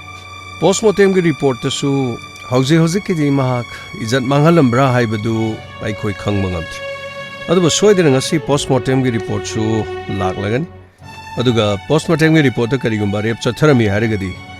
ꯃꯍꯥꯛ ꯍꯛꯆꯥꯡꯗꯨ ꯑꯩꯈꯣꯏꯅ ꯅꯣꯡꯉꯥꯜꯂꯒ ꯐꯪꯈꯤꯕꯅꯤꯅ ꯀꯔꯤꯒꯨꯝꯕ ꯃꯁꯥꯗ ꯄꯣꯁꯃꯣꯔꯇꯦꯝꯒꯤ ꯔꯤꯄꯣꯔꯠꯇ ꯔꯦꯞ ꯆꯠꯊꯔꯤꯕ ꯃꯤꯑꯣꯏꯒꯤ ꯑꯦꯅꯤꯋꯦ ꯋꯥꯐꯝ ꯑꯁꯤ ꯅꯍꯥꯛꯀꯕꯨꯗꯤ ꯃꯔꯤ ꯂꯩꯅꯗ꯭ꯔꯤ ꯑꯩꯈꯣꯏꯒꯤ ꯏꯟꯚꯦꯁꯇꯤꯒꯦꯁꯟꯒꯤ ꯃꯅꯨꯡ ꯆꯟꯕ ꯋꯥꯐꯝ ꯁꯔ ꯃꯗꯨꯗ ꯏꯟꯚꯦꯁꯇꯤꯒꯦꯁꯟꯒꯤ ꯃꯅꯨꯡ ꯆꯟꯅ ꯐꯪꯂꯤꯕ ꯄꯣꯠꯂꯝꯗꯨꯒ ꯆꯥꯟꯅꯕ ꯆꯥꯟꯅꯗꯕ ꯁꯔ ꯈꯣꯏꯅ ꯑꯗꯨꯝ ꯁꯣꯏꯗꯅꯃꯛꯀꯤ ꯑꯗꯨꯝ ꯏꯟꯚꯦꯁꯇꯤꯒꯦꯁꯟ ꯇꯧꯔꯛꯀꯗꯕ ꯂꯩꯔꯤ ꯃꯗꯨꯗ ꯁꯔ ꯆꯤꯡꯅꯕ ꯂꯩꯔꯁꯨ ꯑꯩ ꯀꯔꯤꯃꯠꯇ ꯑꯩ ꯆꯦꯟꯖꯔꯣꯏ ꯁꯔ ꯑꯣꯀꯦ ꯑꯔꯨꯟꯁꯤ ꯌꯥꯝꯅ ꯁꯤꯡꯕ ꯃꯤ ꯑꯃꯅꯤ ꯑꯩꯈꯣꯏꯅ ꯍꯥꯏꯕ ꯉꯝꯗꯕ ꯋꯥꯐꯝ ꯍꯥꯏꯒꯦ ꯈꯟꯕꯁꯨ ꯑꯔꯨꯟ ꯑꯗꯨꯝ ꯍꯥꯏꯗꯣꯛꯄꯤ ꯁꯔ ꯑꯩ ꯑꯗꯨꯝ ꯍꯥꯏꯖꯔꯦ ꯑꯩ ꯐꯨꯜ ꯀꯣꯑꯣꯄꯔꯦꯁꯟ ꯄꯤꯖꯒꯅꯤ ꯃꯍꯥꯛ ꯑꯩꯒꯤ ꯌꯨꯅꯤꯚꯔꯁꯤꯇꯤꯗ ꯄꯨꯟꯅ ꯇꯝꯃꯤꯟꯅꯕ ꯑꯗꯨꯒ ꯑꯩꯈꯣꯏ ꯄꯨꯟꯅ ꯂꯣꯏꯅ ꯇꯤꯟꯅꯕꯅꯤ ꯁꯔ ꯑꯗꯨꯒꯁꯨ ꯑꯩꯅ ꯑꯃꯨꯛꯁꯨ ꯍꯥꯏꯖꯔꯤ ꯑꯩ ꯁꯔ ꯈꯣꯏꯅ ꯆꯤꯡꯅꯕꯤꯕ ꯂꯩꯔꯒꯗꯤ ꯃꯗꯨ ꯑꯔꯦꯝꯕ ꯊꯥꯒꯅꯤ ꯑꯩ ꯀꯔꯤꯃꯠꯇ ꯌꯥꯎꯖꯗꯦ ꯑꯗꯨꯗꯤ ꯑꯔꯨꯟ ꯋꯥꯐꯝ ꯑꯃꯠꯇꯒ ꯍꯥꯏꯕꯤꯌꯨ ꯁꯔ ꯊꯧꯗꯣꯛ ꯊꯣꯛꯄ ꯅꯨꯃꯤꯠ ꯑꯁꯤ ꯅꯍꯥꯛ ꯀꯗꯥꯏꯗ ꯆꯠꯄꯒꯦ ꯁꯔ ꯑꯩ ꯀꯣꯂꯦꯖ ꯑꯁꯤꯗ ꯑꯩꯒꯤ ꯑꯦꯇꯦꯟꯗꯦꯟꯁ ꯆꯦꯛ ꯇꯧꯕꯤꯌꯨ ꯑꯗꯨꯒ ꯑꯩ ꯀꯣꯂꯦꯖ ꯑꯁꯤꯗ ꯀꯥꯔꯛꯈꯤ ꯀꯥꯔꯛꯇꯦ ꯍꯥꯏꯕꯁꯨ ꯑꯗꯨꯝ ꯌꯦꯡꯕꯤꯌꯨ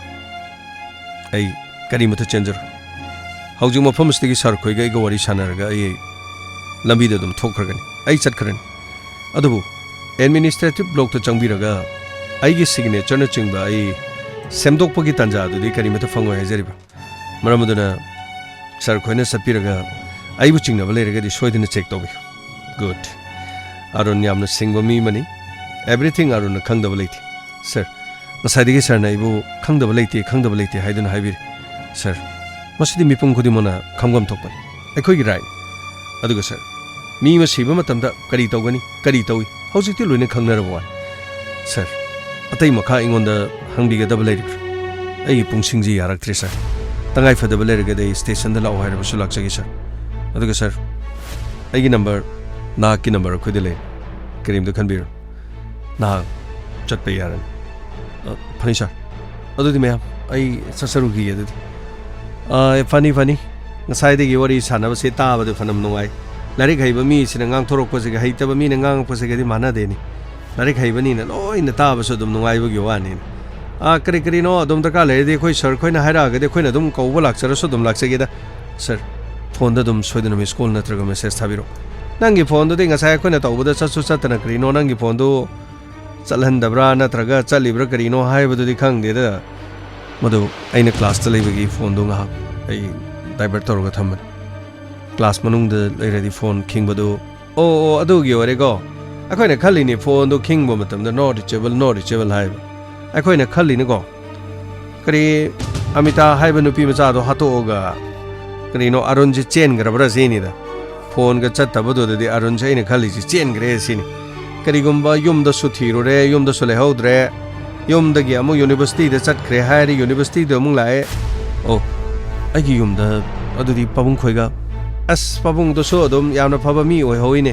pabung na as kari no university da chalaga kari no hangu cho ga na pabung na so dum hai ba da koi lai akhoi na khali na kan no university da leiram dradi soidana mi har pa da gi ki da police na phaba la eba pauta ba da gi kero le kai na tam ba da gi soidana chen ki bo oi gi ni ne khalam bani ne adu bu mara le ta ba hai gadra kari no mari le na da ba hai gadra chen di chelam dre ne go sir ai kari mata changer ai hojik so haijari bas ai ngonda thajabi aduga chingnaba le de ai maram da investigation tawbi fari arun yobu yaran thank you so much sir adudi me ai mo chacharugi sir asidi larik haibani na kari no ma ju larik haibagi mong to dum pakhom chi sa dum khomjalamine sir amabure mana attendance ta mahaki signature yengwari do lausasi administrative block to chalaga kari lege habadu yengas sir ma gi se singdi am singba mi oiba jani ko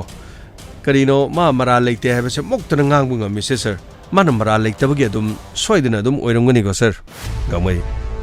uran ba mi mata no urale habe si pa kai da yarakta ba matam da haiba ngatan crime ke ada chene ba mi sing ai yaude ai nate haiduna chelam ba kya mamai thang da mara leibo oiram ba su dum kya oidana as adu budi chomi sir adu magi mong sida di sir aran ma mi di oiram dong mandi khang so loina khange aduga mana khumdorok pa singje sir loina mak achum sum yam yaw ba haiba tare sir adu bu gamai police ai khoi gi di chingna ba haiba si ai khoi gi thong aseng ba haiba sidagi sasin na bane hena original man ba yaw re as adu gi wa ba di sir sasin na ba da chali chaplain do kare no first ta da na second tai hairi ni sir sasin na ba do na first ta ke hairi ban madu khongjelo saslo funny sir kadom no sir sa kadorisi administration block to saslo magi signature ai nga sai ma khoi oja ma dain haramani lo chungslo funny sir ma de dum gari thor ga dum sar kharma le sir chasi mafam asida leriba satra khara da su amita amadi arun makhoi ni gi maram da aseng bo wafam khara da kari khangu ngam he budi gengs funny sir adugi wabade stayda lisabe aduga pakhang lady singsi koksalaga sir ai adum adugi interview ai adum lojage sir lo sungsro funny sir sir ngasai haijara madu sir lengsibiro sida leijare sir ai ngasai thaba kitang chendena to buni sir waro bibe diko sir eta changjambiro sir yare sida leijare karam satragi kari yengbigadabno waro bibe madumadi haijara roi aduga nahangi numit marini gi masigi kanom ting jege tawon yani sida leijare sarne yengbini mudo yengbiro sida tang 1 2 3 4 5 leire sa sida tang kya dagi yengbi no ido yani tarit ki matung de game te yeng chaki funny sir yengbiro ai sir mapan sida leijage sir loirege ta habiro sir funny sir sida magi maming iri sida arun karino sa arun pukhambam haibra sir man sir magi di se soi attendance magi sida di karino ꯑꯃꯠꯇꯕꯨ ꯁꯨꯇꯤ ꯂꯧꯗꯕ꯭ꯔꯥ ꯀꯔꯤꯅꯣꯝ ꯇꯧꯏꯅꯦ ꯁꯥꯔ ꯅꯣꯡꯃꯥꯏꯖꯤꯡ ꯐꯥꯎ ꯀꯥꯔꯕ꯭ꯔꯥ ꯀꯔꯤꯅꯣꯝ ꯇꯧꯔꯦꯗ ꯁꯥꯔ ꯅꯣꯡꯃꯥꯏꯖꯤꯡ ꯁꯤ ꯑꯣꯝꯅꯤ ꯑꯣ ꯁꯥꯔ ꯑꯩꯗꯤ ꯅꯣꯡꯃꯥꯏꯖꯤꯡꯁꯤ ꯀꯔꯤꯅꯣ ꯁꯤ ꯃꯟꯗꯦ ꯃꯄꯥꯗ ꯌꯦꯡꯉꯨꯔꯦꯅꯦ ꯁꯥꯔ ꯃꯁꯤꯅ ꯇꯥꯛꯄꯗꯤ ꯃꯍꯥꯛ ꯑꯦꯇꯦꯟꯗꯦꯟꯁ ꯅꯣꯡꯃꯇ ꯐꯥꯎꯕ ꯁꯨꯇꯤ ꯂꯧꯗꯦ ꯊꯧꯗꯣꯛ ꯊꯣꯛꯄ ꯅꯨꯃꯤꯠꯁꯤ ꯃꯍꯥꯛ ꯌꯨꯅꯤꯚꯔꯁꯤꯇꯤꯗ ꯂꯩ ꯑꯗꯨꯗꯤ ꯍꯟꯈꯤꯕ ꯇꯥꯔꯒꯁꯨ ꯅꯨꯃꯤꯗꯥꯡ ꯋꯥꯏꯔꯝ ꯌꯨꯅꯤꯚꯔꯁꯤꯇꯤꯗꯒꯤ ꯍꯟꯈ꯭ꯔꯒ ꯊꯕꯛ ꯄꯥꯡꯊꯣꯛꯄꯗꯤ ꯑꯗꯨꯝ ꯌꯥꯏꯅ ꯑꯗꯨꯕꯨ ꯁꯥꯔ ꯀꯔꯤꯅꯣ ꯃꯈꯣꯏꯒꯤ ꯔꯣꯃꯥꯕꯇꯤ ꯈꯣꯏꯗꯒꯤ ꯊꯣꯛꯈꯤꯕꯗꯗꯤ ꯃꯥ ꯉꯜꯂꯤꯉꯩ ꯃꯇꯝꯗ ꯊꯣꯛꯈꯤ ꯍꯥꯏ ꯁꯟꯖꯤꯇꯥ ꯈꯣꯏꯗ ꯆꯪꯉꯝꯃꯒ ꯔꯣꯃꯥꯕꯇꯤ ꯈꯣꯏꯗ ꯑꯃꯨꯛ ꯑꯃꯤꯇꯥꯅ ꯆꯪꯕ ꯑꯗꯨꯒ ꯔꯣꯃꯥꯕꯇꯤꯅ ꯃꯥꯅ ꯇꯝꯃꯛꯄꯗꯗꯤ ꯊꯕꯛ ꯑꯃ ꯂꯩ ꯍꯥꯏꯔꯒ ꯃꯥ ꯅꯨꯡꯊꯤꯟ ꯉꯟꯅ ꯊꯣꯛꯈꯤ ꯍꯥꯏꯕꯅꯤꯅ ꯁꯥꯔ ꯃꯗꯨꯗꯤ ꯑꯔꯨꯟꯒ ꯃꯥꯒꯗꯤ ꯆꯠꯃꯤꯟꯅꯔꯝꯗꯧ ꯃꯥꯟꯗ꯭ꯔꯦ ꯃꯗꯨꯅ ꯇꯥꯛꯄꯗꯤ ꯑꯔꯨꯟꯗꯤ ꯀꯦꯁ ꯑꯁꯤꯗ ꯁꯨꯡꯌꯥꯎ ꯌꯥꯎꯔꯝꯗꯧ ꯃꯥꯟꯗ꯭ꯔꯦ ꯁꯥꯔ ꯒꯃꯩ ꯑꯦꯇꯦꯟꯗꯦꯟꯁꯇꯗꯤ ꯂꯣꯏꯅꯃꯛ ꯃꯍꯥꯛ ꯂꯥꯛꯑꯦ ꯑꯗꯨꯒ ꯔꯣꯃꯥꯕꯇꯤꯅ ꯍꯥꯏꯕꯗꯤ ꯉꯟꯅ ꯊꯣꯛꯈꯤ ꯍꯥꯏꯕ ꯋꯥꯐꯝꯁꯤꯅꯤ ꯑꯗꯨꯒ ꯐꯣꯟ ꯂꯣꯀꯦꯁꯟ ꯑꯃꯨꯛ ꯌꯦꯡꯕ ꯇꯥꯔꯦ ꯁꯟꯇꯣꯁ ꯁꯥꯔ ꯅꯝꯕꯔꯗꯣ ꯂꯣꯀꯦꯁꯟ ꯆꯤꯡꯊꯣꯛꯅꯕ ꯇꯧꯁꯤ ꯐꯅꯤ ꯁꯥꯔ ꯑꯗꯨꯒ ꯑꯩ ꯃꯥꯒꯤꯗꯨ ꯂꯣꯀꯦꯁꯟꯗꯨ ꯔꯥꯖꯦꯟꯗ ꯈꯔ ꯊꯨꯅꯅꯕꯒꯤ ꯐꯅꯤ ꯁꯥꯔ ꯑꯩ ꯊꯥꯖꯈ꯭ꯔꯒꯦ ꯁꯥꯔ ꯑꯗꯨꯒ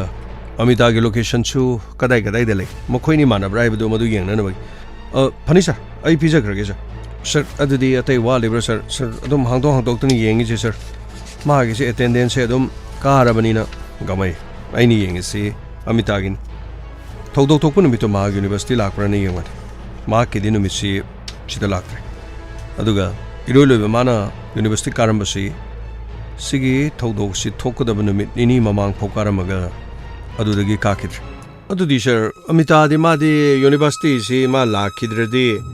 ꯃꯥꯅ ꯀꯅꯥꯒ ꯆꯠꯂꯤꯗꯅ ꯁꯥꯔ ꯑꯩꯈꯣꯏꯅ ꯑꯔꯨꯟ ꯆꯤꯡꯅꯔꯝꯕꯁꯨ ꯑꯔꯨꯟꯗꯤ ꯂꯥꯜꯂꯝꯗ꯭ꯔꯦ ꯑꯗꯨꯒ ꯁꯥꯔ ꯑꯇꯣꯞꯄ ꯅꯨꯄꯥ ꯃꯈꯣꯏꯒꯤ ꯀꯣꯂꯦꯖꯇ ꯇꯝꯕ ꯑꯣꯏꯔꯣ ꯅꯠꯇ꯭ꯔꯒ ꯌꯨꯅꯤꯚꯔꯁꯤꯇꯤꯗ ꯇꯝꯕ ꯑꯣꯏꯔꯣ ꯁꯥꯔ ꯃꯥꯒꯤꯁꯤꯕꯨ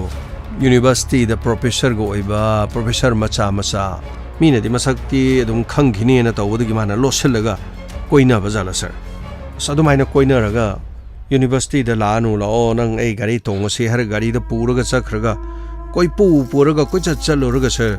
ꯃꯃꯩꯊꯪꯗ ꯃꯥꯕꯨ ꯍꯥꯠꯇꯣꯛꯑꯒ ꯂꯧꯕꯨꯛꯇ ꯊꯝꯕꯤꯔꯝꯕ ꯐꯤꯖꯣꯟꯒ ꯂꯣꯏꯅ ꯁꯦꯠꯆꯟꯕꯤꯔꯒ ꯊꯝꯕꯤꯔꯝꯕ ꯑꯣꯏꯔꯝꯃꯗꯤ ꯁꯥꯔ ꯒꯃꯩ ꯃꯗꯨꯁꯨ ꯑꯣꯏꯔꯣꯏ ꯍꯥꯏꯅꯤꯡꯉꯥꯏ ꯂꯩꯇꯦ ꯑꯣꯏꯔꯝꯕ ꯌꯥꯕ ꯋꯥꯅꯤ ꯑꯗꯨꯒꯨꯝꯕ ꯊꯧꯗꯣꯛ ꯋꯥꯊꯣꯛꯁꯤ ꯃꯃꯥꯡꯗ ꯀꯌꯥꯔꯛ ꯍꯟꯅ ꯊꯣꯛꯈ꯭ꯔꯦ ꯑꯗꯨꯕꯨ ꯊꯧꯗꯣꯛ ꯑꯁꯤ ꯈ꯭ꯋꯥꯏꯗꯒꯤ ꯉꯛꯏꯁꯤ ꯃꯥꯅ ꯁꯦꯠꯂꯤꯕ ꯗ꯭ꯔꯦꯁ ꯑꯁꯦ ꯑꯃꯨꯛ ꯍꯟꯅ ꯃꯃꯥꯡꯗꯁꯨ ꯁꯦꯠꯈꯤꯗ꯭ꯔꯤ ꯑꯗꯨꯒ ꯑꯁꯤꯒꯨꯝꯕ ꯗ꯭ꯔꯦꯁꯁꯤ ꯁꯦꯠꯇꯦ ꯍꯥꯏꯕ ꯋꯥꯐꯝ ꯑꯃꯈꯛꯁꯨ ꯌꯥꯎꯔꯦ ꯁꯥꯔ ꯂꯣꯏꯕꯤꯔꯕ꯭ꯔꯥ ꯁꯥꯔ ꯍꯣꯏ ꯁꯥꯔ ꯂꯣꯏꯖꯔꯦ ꯑꯩꯈꯣꯏꯅ ꯌꯦꯡꯒꯗꯕꯗꯨ ꯑꯌꯥꯝꯕ ꯌꯦꯡꯖꯔꯦ ꯐꯅꯤ ꯁꯥꯔ ꯑꯗꯣ ꯁꯥꯔ ꯃꯤꯁꯤ ꯑꯁꯤ ꯑꯃꯤꯇꯥꯒꯤ ꯃꯤꯁꯤꯒ ꯃꯔꯤ ꯂꯩꯅꯅ ꯃꯥꯅꯤ ꯁꯥꯔ ꯑꯩ ꯉꯁꯥꯏ ꯍꯥꯏꯖꯕꯗꯨꯅꯤ ꯑꯃꯤꯇꯥꯗꯣ ꯐꯗꯤ ꯌꯥꯝ ꯐꯕ ꯑꯉꯥꯡꯅꯤ ꯁꯥꯔ ꯃꯥꯁꯤ ꯑꯗꯨꯒ ꯃꯑꯣꯡ ꯃꯇꯧꯁꯤ ꯑꯣꯟꯊꯣꯛꯅ ꯊꯥꯖꯈꯤꯗ꯭ꯔꯦꯗ ꯀꯅꯥꯅ ꯀꯔꯝꯍꯥꯏꯅ ꯇꯧꯔꯒ ꯍꯧꯖꯤꯛꯃꯛꯀꯤꯗꯤ ꯑꯩꯈꯣꯏ ꯀꯔꯤꯃꯠꯇ ꯈꯪꯗ꯭ꯔꯤ ꯃꯍꯥꯛ ꯔꯦꯞ ꯆꯠꯊꯔꯒ ꯍꯥꯠꯂꯝꯕ꯭ꯔꯥ ꯅꯠꯇ꯭ꯔꯒ ꯃꯍꯥꯛꯀ ꯅꯨꯡꯁꯤ ꯅꯨꯡꯉꯣꯟ ꯃꯔꯤ ꯂꯩꯅꯕ ꯃꯤꯅ ꯃꯥꯕꯨ ꯀꯧꯊꯣꯛꯂꯒ ꯍꯥꯠꯂꯤꯕ꯭ꯔꯥ ꯅꯠꯇ꯭ꯔꯒꯅ ꯅꯨꯄꯤ ꯑꯉꯥꯡ ꯂꯩꯕ ꯅꯨꯄꯥ ꯑꯃꯒ ꯃꯔꯤ ꯂꯩꯅꯕ ꯃꯥꯅ ꯅꯨꯄꯥ ꯑꯗꯨꯗ ꯆꯦꯟꯁꯤ ꯆꯣꯡꯁꯤ ꯍꯥꯏꯕꯗꯒꯤ ꯅꯨꯄꯥꯗꯨꯅ ꯌꯥꯗꯕꯗꯒꯤ ꯅꯨꯄꯥꯗꯨꯅ ꯃꯍꯥꯛꯄꯨ ꯍꯥꯠꯇꯣꯛꯂꯒ ꯃꯐꯝ ꯑꯃꯗ ꯊꯝꯂꯝꯂꯤꯕ꯭ꯔꯥ ꯍꯥꯏꯕꯁꯨ ꯑꯦꯅꯤꯋꯦ ꯑꯁꯤꯒꯨꯝꯕ ꯊꯧꯗꯣꯛꯁꯨ ꯑꯗꯨꯝ ꯊꯣꯛꯑꯦ ꯍꯥꯏꯖꯔꯤꯕ ꯑꯗꯣ ꯁꯥꯔ ꯈꯣꯏꯅꯁꯨ ꯌꯦꯡꯕꯗ ꯃꯍꯥꯛ ꯑꯁꯤꯕꯨ ꯌꯨꯅꯤꯚꯔꯁꯤꯇꯤꯗ ꯂꯩꯕ ꯃꯤꯑꯣꯏꯁꯤꯒ ꯀꯅꯥꯝꯇ ꯃꯔꯤ ꯂꯩꯅꯗꯦꯅ ꯍꯥꯏ ꯑꯩꯈꯣꯏꯅ ꯁꯨꯝ ꯇꯥꯖꯕ ꯁꯥꯔ ꯈꯣꯏꯅꯕꯨꯗꯤ ꯈꯪꯕꯕꯨꯗꯤ ꯈꯪꯕꯤꯔꯝꯃꯔꯣꯏ ꯑꯗꯨꯕꯨ ꯃꯍꯥꯛꯁꯤ ꯅꯨꯄꯥ ꯑꯃꯇꯒ ꯃꯔꯤ ꯂꯩꯅꯗꯦ ꯍꯥꯏꯕ ꯋꯥꯐꯝꯁꯤꯗ ꯁꯥꯔꯒꯤ ꯑꯣꯏꯕ ꯃꯣꯠꯇꯤ ꯀꯔꯤ ꯍꯥꯏꯅꯤꯡꯉꯤ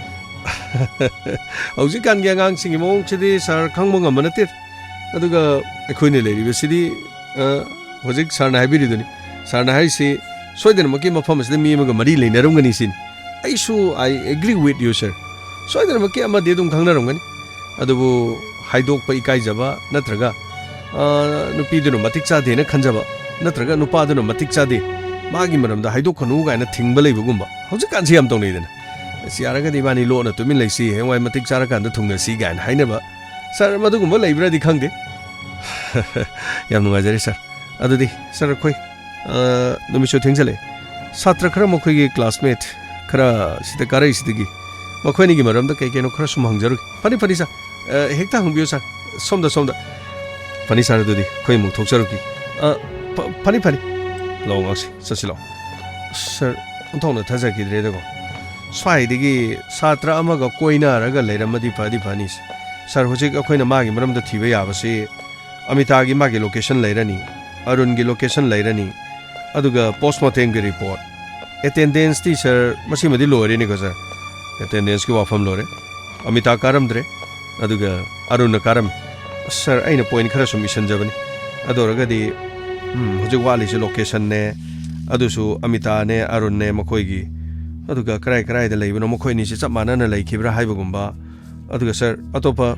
tangai fadrabadi CDR record amuk sing thopagi mathau tari sir CDR di kana gina yenga doji sir gamai ama hekti yengbi maramdi call details record ti yauri ba missing yamna thajadaba mi ngo maga no mitu do pau phaunar madi kana na khangani adu so chumbo wafam ni sir na hari sir adudi aside da pakhang ni sabi ama ni lai sir heta koksal ga hangjarage sir hangongo khara thuna muk chasi location amuk yenga daban aduga postmortem report su kari lege habadu yengs hoini sir ai kawini sir postmortem report wali ko sir haidi hai kramale sir postmortem report ma izat mangan kibra mang kidabra aduga kari lege adu yenga daban phani sir sona kada ibe mkhoi sona kada no khoi amuk da la ko sonda sir ai khui bo ibirabra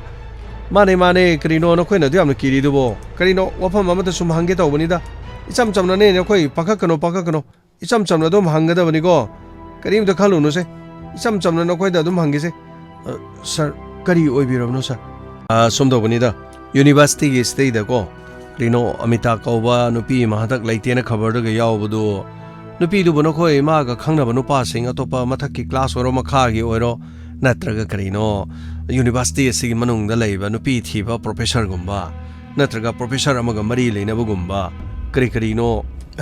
sir adudi khoi amata ta de sir amadi like ta sum thawai am yaujabani tinabade khoi sita mayam tinari sini khoi su nupa khangna da ba koina da ba yam yauri da karino hari sibo hojik phau nupa koina da ba si adudi karino like ta dum loina thawai yauraga leiba gi wani ne university ki sigi thak yongna bo na bada matam yamna changi sir aduna 11 12 ta chelhoraga di chelhore aduga 12 sidadi yamna break up tongna ba 9 10 da koina baduna mo 11 12 ta kaina ba aduga 11 12 to mo khangnaraga na mo master pass chawbangam na da ba aduna master loirego ina hengwai khangnarage na sum khanba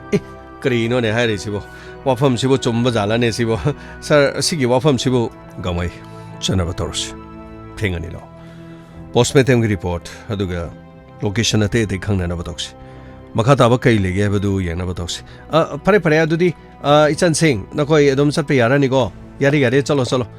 chingna ba lairo so koi toina la ka ni da aduga kari no wahang paung do mathang loina hangaga lore da phani sar adudi akhoi chasare sir as karino sir sibu amata koina de na hai ri jing sibu sir gamai nungsibai ba se thamoi gi aron bo ina damak leishno khanba kanana khangani amita amadi mahakamari le ni mi du gi makhoi ni gi aning ba pambor amase hojik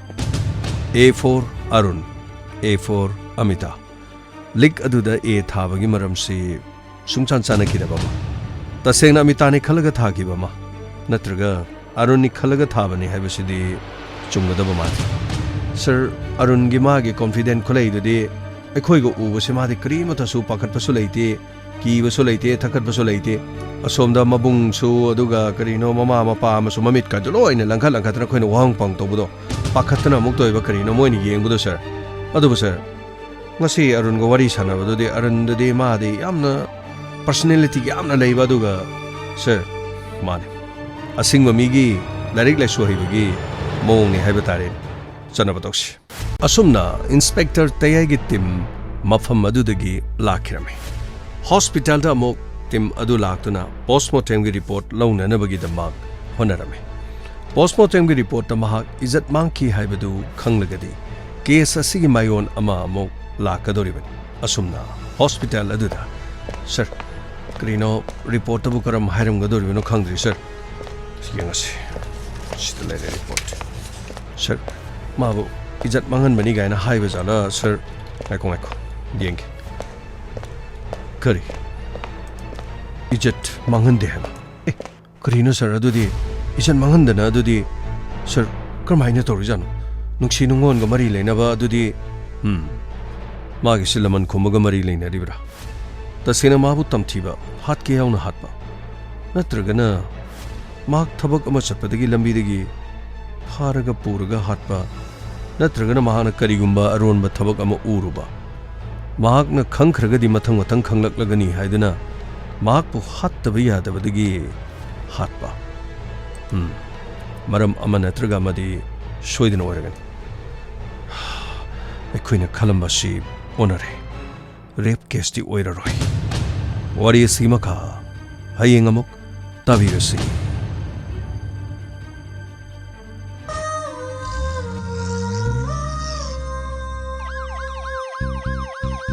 Lakle Inspector Tayai Lakle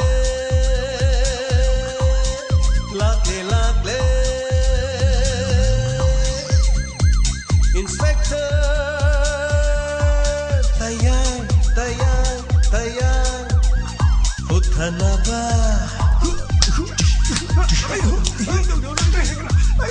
Kanbinaba. Thank you, sir. Welcome. Uthanaba. Kanbinaba. Inspector Tayai. Lakle. Inspector Tayai.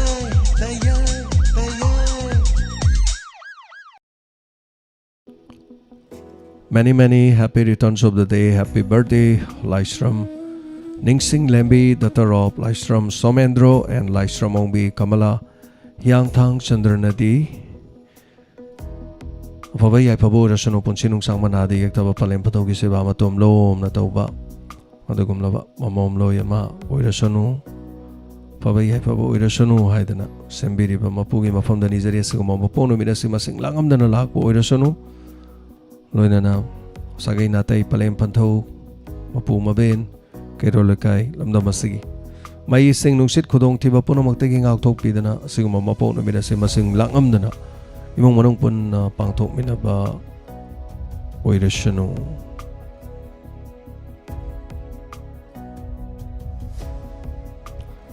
Happy birthday, many happy returns of the day, Laishram Ningsing Lembi, daughter of Laishram Somendro. Pabay pabo oirasano haydana haijari lona mayamgi comment khara tentana pajagi prize memi thagachari rani balali sangtem birthday ye phamangol pebiriba thagachari oja jayant kumar thokson thagachari beman devi ronita gururibam lucy achom nomaithe mamta beman ningthokong binodini komdram tombisana sanjanbam Sanjrambram Laiton galoi phajan bajani sigi yumnak Sanjrambram haise bedam Sanjrambram haise hai bedin nungai ta kabarabam ajo hai be ham nungai te Laiton ju pura south ki ming ne hai tai hai beda sum nungai je dab Laiton na ko komlap bhai ima mani to me same thank you so much tagachari me apano mag yaubiri ba comment pablo re matak ta kara chingkha kharba khangde Umkaibam Helen Tagachari, Veman Devining Tokong, Sakuntala Maibam, Tagachari, Sorokaibam Ibemsa, Abekangambam, Inawi Wahangbam. Thank you, Sabir Maibam, Karachengakre, Lalita, Nawairapon Tagachari, Sigi Wari Fazai, Dialogue Fazai in Takpirako. Thank you so much. Pabay Pabame Ampanamak, Wiminasi. Ani alitena thagachari ponamak tabareka nesha learning a Facebook live tele viriba gita ses gita hemalata ning thojam kamnam santi bala thagachari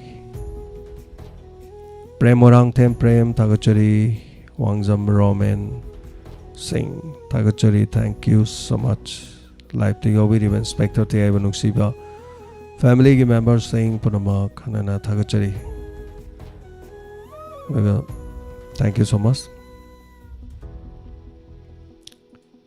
Say Tamandana Tabung Kangre to Tar. Adana ꯀꯔꯝꯕ ꯏꯁꯩ ꯊꯥꯒꯅꯤꯅ ꯍꯥꯏꯕ ꯃꯇꯝꯗ ꯏꯁꯩꯁꯦ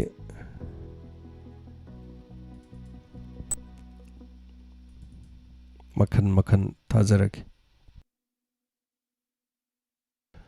Thank you so much. ꯇꯧꯔꯝꯗ ꯌꯥꯎꯕꯤꯔꯤꯕ ꯄꯨꯝꯅꯃꯛ ꯍꯟꯅ ꯊꯥꯒꯠꯆꯔꯤ.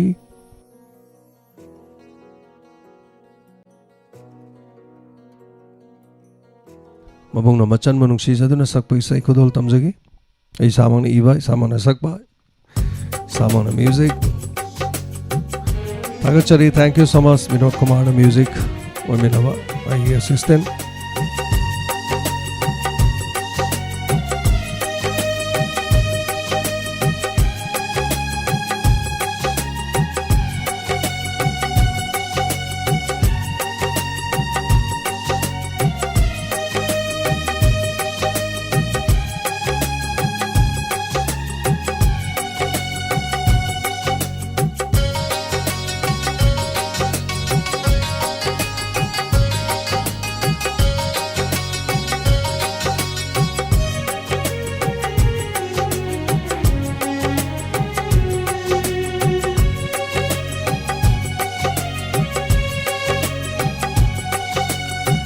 ꯑꯩꯒꯤ ꯂꯥꯏꯔ ꯂꯩꯀꯣꯜꯒꯤ ꯏꯆꯜꯋꯣ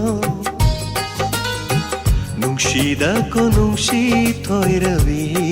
ꯅꯪꯁꯦ ꯑꯩꯒꯤ ꯂꯥꯏꯔ ꯂꯩꯀꯣꯜꯒꯤ ꯏꯆꯜꯋꯣ ꯅꯨꯡꯁꯤꯗꯀꯣ ꯅꯨꯡꯁꯤ ꯊꯣꯏꯔꯕꯤ ꯅꯪꯁꯦ ꯅꯨꯡꯁꯤꯖꯩꯗꯀꯣ ꯅꯪꯁꯦ ꯄꯨꯝꯅꯃꯛꯇꯒꯤ ꯅꯨꯡꯁꯤꯖꯩꯗꯀꯣ ꯅꯪꯁꯦ ꯄꯨꯝꯅꯃꯛꯇꯒꯤ ꯊꯋꯥꯏꯅꯤꯅꯦ ꯅꯪꯁꯦ ꯑꯩꯒꯤ ꯊꯋꯥꯏꯅꯤ ꯊꯋꯥꯏ ꯑꯩꯒꯤ ꯂꯥꯏꯔ ꯂꯩꯀꯣꯜꯒꯤ ꯏꯆꯜꯋꯣ ꯅꯨꯡꯁꯤꯗꯀꯣ ꯅꯨꯡꯁꯤ ꯊꯣꯏꯔꯕꯤ ꯅꯪꯁꯦ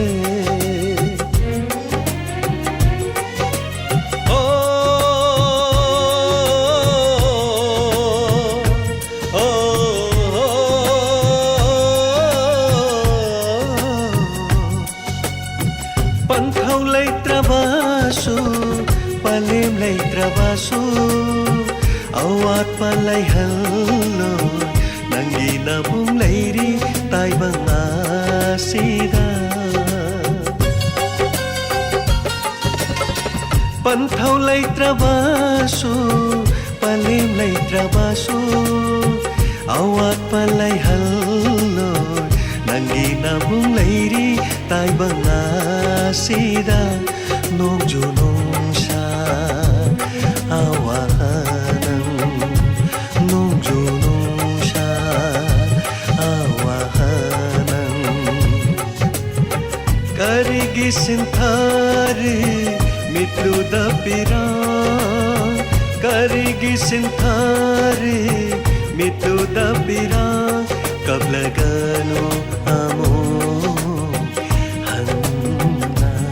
Kablagano amo hanna Aigi laira laikolgi ichalwo Nungshidako nungshi thoiravi nangse Aigi laira laikolgi ichalwo Nungsidako nungsi thoiravi nangse Nungsijaidako nangse Pumnamatagi Nungsijaidako nangse Pumnamatagi Thawainine nangse Aigi thawaini thawai Aigi laira laikolgi ichalwo Nungsidako nungsi thoiravi nangse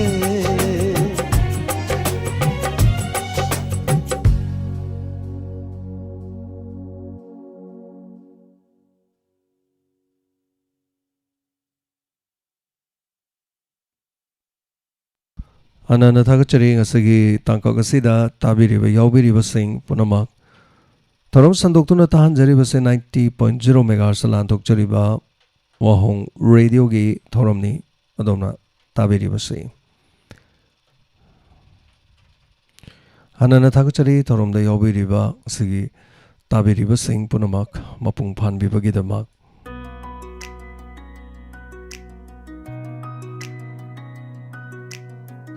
Zendai Gonmai Thagachari. Thank you so much. Yana Faze Natapire. Susila Okram Kumari Tangsabam Angopi Devi Abekangembam Sir Jayanta Kumar Thagachari Say Mabung na Machan Nupiba Nuksijaba Say Amani Habatare Mabung na Nuksiba Mama Nuksiba I say this Zajan Mayamna Mabung na Machan Nuksibi say guys Yam Sakna did Apoko Panto Nuksibi say Masu Same gay na Kale Namak Pasu Yai Usam Sony Thagachari, thank you so much. Long jump Channing Kombi Yaubiri Mayam Punama Thagachari Asagi Tankakta Mayam Punamang na support to be the now. We Toromasibu Tabiri was saying Punama Kanana Thagachari Santoksari 90.0 megahertz Lantoks of Wahong Radio Gitoromni Loinana Toromlo Shinjabagi have a luxury. What is Sigimaka High Soy the Namopuduna Laksage Bomb Thagachari and Nana Konjesori Devi, no, Yaubira Pasangbirak Papuna Maktabi was saying Kum the Basing, Kumbiri was saying Nanda Kumar Koncham, Yaubiri was saying Lumaga Tabi was saying Radio the Tabi Riva, TV the Yang Biriva, Mobile the Punamak Yang Biri was saying, thank you so much. You say Pazana Tapirak was saying Punamak Pusutagasari, Yaubiriva Punamak, Punaga, Tormlushan Bagay, the luxury diamond TV Makatana, the most of Tazakigani. Pabaya Pabo Minerasi, Asagi the Muktadi, Matanga Sida. Wahong Radio ki thoram lotion bagi ya the luxury ngasi tek ta kaidana thengna ri basigum ayeng so tek ta kaidana thengna minase punamapu khurum jari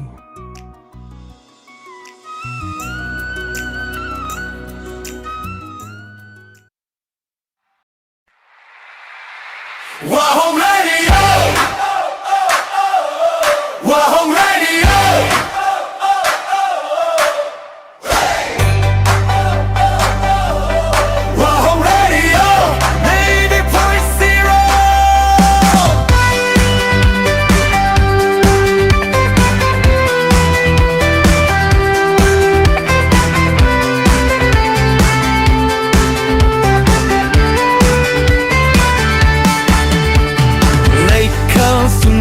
Shatlare Kang lup kaya punlare Etin pam moire punna maki